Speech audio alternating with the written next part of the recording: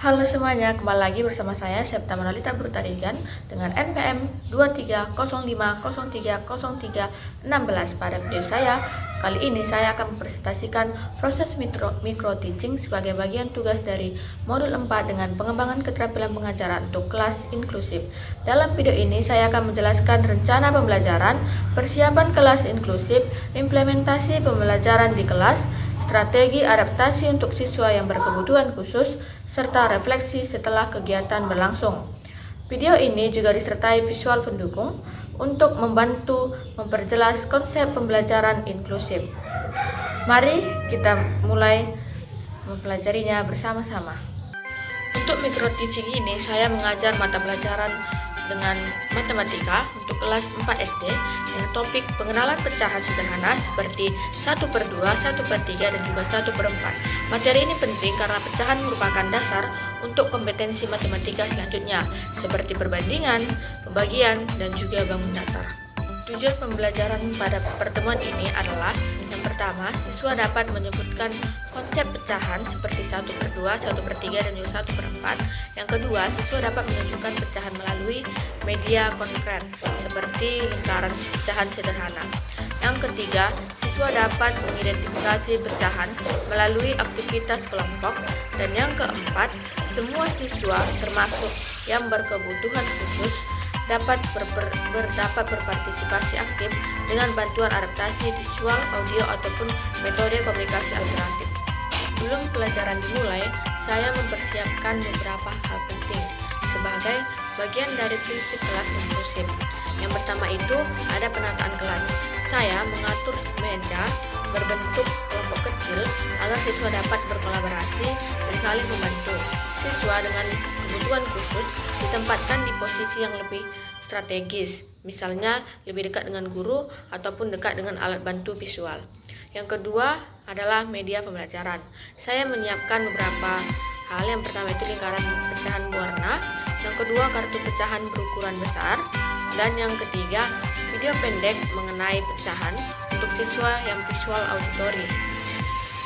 Lembar kerja sederhana untuk siswa yang membutuhkan instruksi terbimbing. Yang ketiga, alat bantu khusus seperti lembar pecahan dengan ukuran font besar bagi siswa dengan hambatan penglihatan ringan. Lembar instruksi dengan gambar untuk siswa yang mengalami tunarungu, piktogram langkah kerja untuk siswa dengan hambatan intelektual, dan juga alat bantu manipulatif bagi siswa yang kesulitan motorik halusnya. Dengan persiapan ini, saya memastikan bahwa pembelajaran dapat diakses oleh seluruh siswa. Pelaksanaan pembelajaran, langkah-langkahnya. Yang pertama itu ada pendahuluan sekitar 2 menit. Sebelum belajar, guru mengajak siswa untuk melakukan persepsi melalui pertanyaan, siapa di sini yang pernah berbagi kue?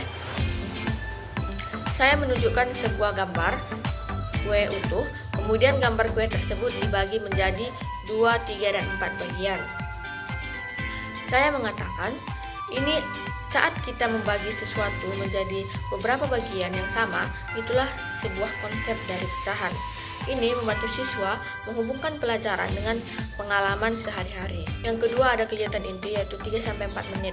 Langkahnya yang pertama demonstrasi guru. Saya menunjukkan lingkaran pecahan besar di depan kelas. Nah, ini adalah satu lingkaran utuh. Jika saya membaginya menjadi 2 bagian yang sama, ini disebut setengah ataupun 1/2. Siswa diminta menyebutkan nama pecahan tersebut sambil melihat warna dan bentuknya masing-masing. Yang kedua ada aktivitas kelompok. Setiap kelompok mendapatkan kartu pecahan, lingkaran pecahan warna-warni, dan juga lembar kerja. Instruksinya yaitu cocokkan kartu pecahan dengan potongan lingkaran yang sesuai. Diferensiasi dalam kegiatan. Siswa tunarungu menggunakan lembar instruksi visual. Siswa dengan hambatan intelektual hanya mengerjakan soal 1/2 dan juga pecahan 1/3. Siswa visual diberi gambar pecahan warna untuk memudahkan pemahaman mereka. Tugas guru berkeliling memberikan bantuan sesuai kebutuhan mereka masing-masing. Selanjutnya presentasi sekelompok 1 menit. Setiap kelompok menunjukkan hasil kerja kelompok mereka masing-masing. Di sini tugas guru memberikan penguatan positif seperti bagus, kelompok 1 sudah mencocokkan pecahan 1/4 dengan benar. Selanjutnya ada penutup sekitar 1 menit. Sebelum menutup pembelajaran, guru-guru meminta siswa untuk menyebutkan kembali apa itu pecahan 1/2, 1/3, dan 1/4. Saya menekankan bahwa pecahan adalah bagian dari satu benda yang utuh. Selanjutnya ada evaluasi pembelajaran kurang lebih 1 menit. Evaluasi dilakukan melalui yang pertama, lembar kerja mencocokkan pecahan untuk siswa yang reguler. Yang kedua, penilaian alternatif untuk siswa yang berkebutuhan khusus, seperti menunjukkan gambar, menggunakan kartu simbol, dan juga mengucapkan ataupun memperagakan dengan benda-benda konkret. Yang ketiga, penilaiannya yaitu observasi selama aktivitas kelompok.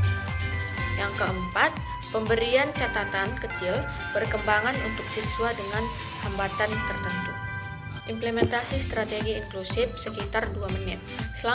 Selama praktik micro-teaching, beberapa strategi inklusif yang dapat diterapkan. Yang pertama itu memberikan instruksi bertahap dan sederhana. Yang kedua, menggunakan media multisensori, visual, audio, dan juga manipulatif. Yang ketiga, menggunakan model peer tutoring, di mana siswa yang lebih cepat memahami membantu temannya satu sama lain. Selanjutnya, menyediakan waktu tambahan untuk siswa yang mungkin membutuhkan.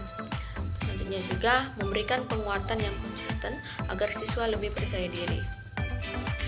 Menyesuaikan tempo penjelasan berdasarkan respons siswa. Dengan cara ini, seluruh siswa dapat mengikuti pembelajaran tanpa merasa tertinggal. Refleksi pembelajaran sekitar 2-3 menit. Tantangan yang dihadapi yaitu salah satu tantangan adalah perbedaan kecepatan belajar siswa. Ada siswa yang cepat memahami konsep pecahan, namun ada juga yang membutuhkan pengulangan lebih banyak. Tantangan yang lainnya yaitu mengelola siswa agar tetap fokus selama kegiatan kelompok di dalam proses pembelajaran tersebut.